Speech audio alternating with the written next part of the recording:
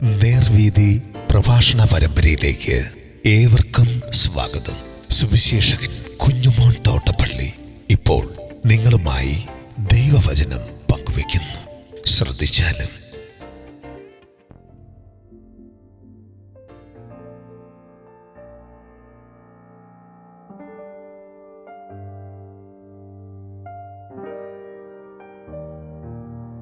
പുനരുത്ഥാന ശരീരം. ദൈവനാമത്തിന് മഹത്വം ഉണ്ടാകട്ടെ. ലൂക്കോസിന് സുവിശേഷം 20-ാം അധ്യായത്തിന്റെ 27 മുതൽ ഞാൻ വായിക്കുന്നത് ശ്രദ്ധിച്ചാലും, പുനരുത്ഥാനമില്ല എന്ന് പറയുന്ന സാധുക്കരിൽ ചിലർ അടുത്തു വന്ന് അവനോട് ചോദിച്ചത്, ഗുരു, ഒരുത്തന്റെ സഹോദരൻ വിവാഹം കഴിച്ചിട്ട് മക്കളില്ലാതെ മരിച്ചുപോയാൽ അവന്റെ സഹോദരൻ അവന്റെ ഭാര്യയെ പരിഗ്രഹിച്ച് സഹോദരന് സന്തതി ജനിപ്പിക്കണം എന്ന് മോശ എഴുതിയിരിക്കുന്നു. എന്നാൽ 7 സഹോദരന്മാർ ഉണ്ടായിരുന്നു. അവരിൽ ഒന്നാമത്തവൻ ഒരു സ്ത്രീയെ വിവാഹം കഴിച്ച് മക്കളില്ലാതെ മരിച്ചുപോയി. രണ്ടാമത്തവനും മൂന്നാമത്തവനും അവളെ പരിഗ്രഹിച്ചു. അവണ്ണം 7 പേരും ചെയ്തു മക്കളില്ലാതെ മരിച്ചുപോയി. ഒടുവിൽ സ്ത്രീയും മരിച്ചു. എന്നാൽ പുനരുത്ഥാനത്തിൽ അവൾ അവരിൽ ഏവന് ഭാര്യയാകും. 7 ഭാര്യയായിരുന്നുവല്ലോ. യേശു ഉത്തരം പറഞ്ഞത്, ഈ ലോകത്തിന്റെ മക്കൾ വിവാഹം കഴിക്കുകയും വിവാഹത്തിന് കൊടുക്കുകയും ചെയ്യുന്നുവെങ്കിലും ആ ലോകത്തിനും മരിച്ചവരിൽ നിന്നുള്ള പുനരുത്ഥാനത്തിനും യോഗ്യരായവർ വിവാഹം കഴിക്കുകയില്ല, വിവാഹത്തിന് കൊടുക്കപ്പെടുകയുമില്ല. അവർക്കിനി മരിപ്പാനും കഴിയുകയില്ല. അവർ പുനരുത്ഥാന പുത്രന്മാരാകയാൽ ദൈവദൂത തുല്യരും ദൈവപുത്രന്മാരുമാകുന്നു. മരിച്ചവർ ഉയർത്തെഴുന്നേൽക്കുന്നു എന്നതോ മോശയും മുൾപ്പടപ്പ് ഭാഗത്ത് കർത്താവിനെ അബ്രഹാമിന്റെ ദൈവവും ഇസ്ഹാക്കിന്റെ ദൈവവും യാക്കോബിന്റെ ദൈവവും എന്ന് പറയുന്നതിനാൽ സൂചിപ്പിച്ചിരിക്കുന്നു. ദൈവമോ മരിച്ചവരുടെ ദൈവമല്ല, ജീവനുള്ളവരുടെ ദൈവമത്രേ. എല്ലാവരും അവന് ജീവിച്ചിരിക്കുന്നുവല്ലോ.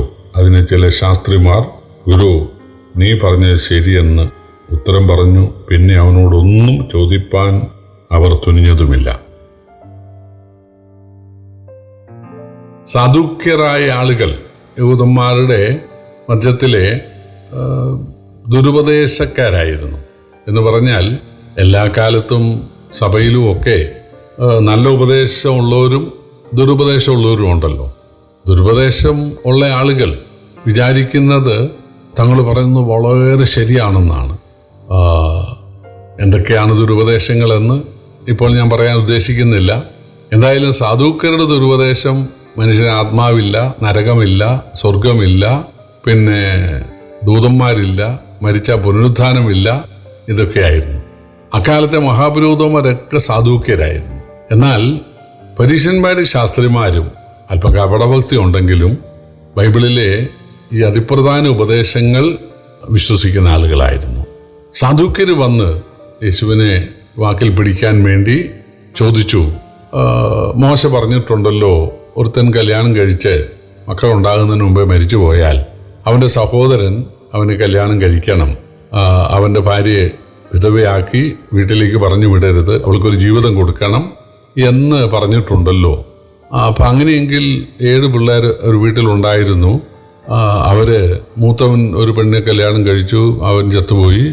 അപ്പോൾ രണ്ടാമത്തവൻ ആ സ്ത്രീയെ കല്യാണം കഴിച്ചു, മൂന്നാമത്തവൻ, നാലാമത്തവൻ, അഞ്ചാമത്തവൻ, ആറാമത്തവൻ, 7-ാമത്തവൻ. പക്ഷേ അവരെല്ലാം മരിച്ചുപോയി, ആർക്കും പിള്ളേരും ഉണ്ടായില്ല. അപ്പോൾ സ്വർഗത്തിൽ ചെല്ലുമ്പോൾ ഇവരിൽ ആർക്ക് ഈ സ്ത്രീ ഭാര്യയായിരിക്കണം? 7 പേർക്കും അവൾ ഭാര്യയായിരുന്നു. യേശു പറഞ്ഞു, സ്വർഗത്തിൽ വിവാഹത്തിൻ്റെ പരിപാടിയില്ല, അവിടെ വിവാഹമില്ല, അവിടെ ജനനമില്ല, അവിടെ മരണമില്ല, അവിടെ കുട്ടികളുണ്ടാകുന്നില്ല, പ്രസവമില്ല. ദൈവദൂതന്മാർക്ക് തുല്യമാണ്. ദൂതന്മാരുടെ പ്രത്യേകത, ദൂതന്മാർക്ക് ജനനവും ഇല്ല, മരണവുമില്ല. ദൂതന്മാരുടെ അംഗസംഖ്യ എന്നും 1000, 10,000, 10,000 എന്നാണ്. യേശു ദൂതന്മാരിൽ അല്പം താഴ്ച വന്നവൻ ആയി എന്നൊരു വാക്യമുണ്ട്. അതിൻ്റെ അർത്ഥം യേശു മരിച്ചു എന്നുള്ളതാണ്. ദൂതന്മാർക്ക് മരണമില്ല. അപ്പോൾ യേശുവിനെ രക്ഷകനായി സ്വീകരിച്ചിട്ടുള്ള ആളുകൾ, സ്നാനപ്പെട്ട് യേശുവിനെ ആരാധിക്കുന്ന ആളുകൾ മരണശേഷം യേശുവിനോടൊപ്പം ആയിരിക്കും. അല്ലെങ്കിൽ യേശുവിൻ്റെ വീണ്ടും വരവെങ്കിൽ മരിച്ച ദൈവമക്കൾ ഉയർത്തെഴുന്നേൽക്കും, ജീവിച്ചിരിക്കുന്ന ദൈവമക്കൾ രൂപാന്തരപ്പെടും. അവരെല്ലാം യേശുവിനെ പോലെ, ഒരർത്ഥത്തിൽ ദൂതന്മാരെ പോലെ അവർ മാറുകയാണ്. അവരെ പുല്ലിംഗത്തിൽ ആണ് പറഞ്ഞിരിക്കുന്നത്, പുനരുത്ഥാന പുത്രന്മാരെന്നാണ്. പുനരുത്ഥാന പുത്രിമാരെന്ന് പറഞ്ഞിട്ടില്ല. ദൂതന്മാരിൽ സ്ത്രീകളില്ല, ദൂതന്മാരിൽ കുഞ്ഞുങ്ങളില്ല, സ്ത്രീകളില്ല, വൃദ്ധരില്ല, അവരെ എല്ലാം യുവാക്കളായ മഞ്ഞ് പോലെ എന്നാണ് എഴുതിയിട്ടുള്ളത്. അപ്പോൾ പുനരുത്ഥാനത്തിൽ കുടുംബങ്ങളായി ജീവിക്കുകയല്ല, ഭാര്യയും ഭർത്താവും മക്കളുമായിട്ട് ഇങ്ങനെ കൂടാര പെരുന്നാൾ ആചരിച്ച് ജീവിക്കുകയല്ല.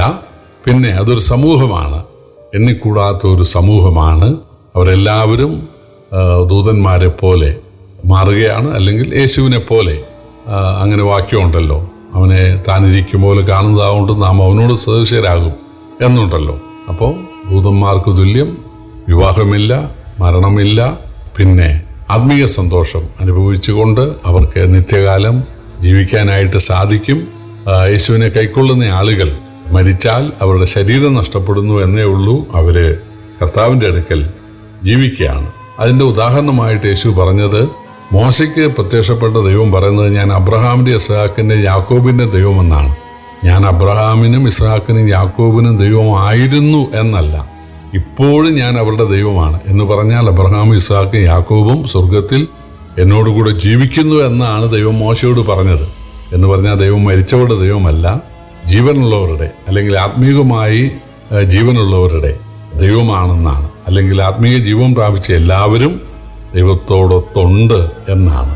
അപ്പോൾ തീർച്ചയായിട്ടും യേശുവിനെ കൈക്കൊള്ളുന്ന, അങ്ങനെ രക്ഷിക്കപ്പെടുന്ന ആളുകൾ മരണത്തോടെ കർത്താവിനോട് മാറ്റപ്പെടുന്നു. കർത്താവിൻ്റെ വീണ്ടും വരവെങ്കിൽ അവർക്ക് തേജസ്കരണം ഉണ്ടാകുന്നു. അവർ യേശുവിനെ പോലെ അല്ലെങ്കിൽ ദൂതന്മാരെ പോലെ ആകുന്നു. അവിടെ വിവാഹമോ പെറ്റുവരികലോ മരണമോ ഒന്നുമില്ല. അവിടെ ആത്മീയ സന്തോഷം അനുഭവിച്ചുകൊണ്ട് അവർ ജീവിക്കുകയാണ്. ഇതാണ് യേശു പഠിപ്പിച്ചത്. ദൈവം നമ്മെ സഹായിക്കട്ടെ. കർത്താവിൻ്റെ വലിയൊരു നാമം വാഴ്ത്തപ്പെടുമാറാകട്ടെ.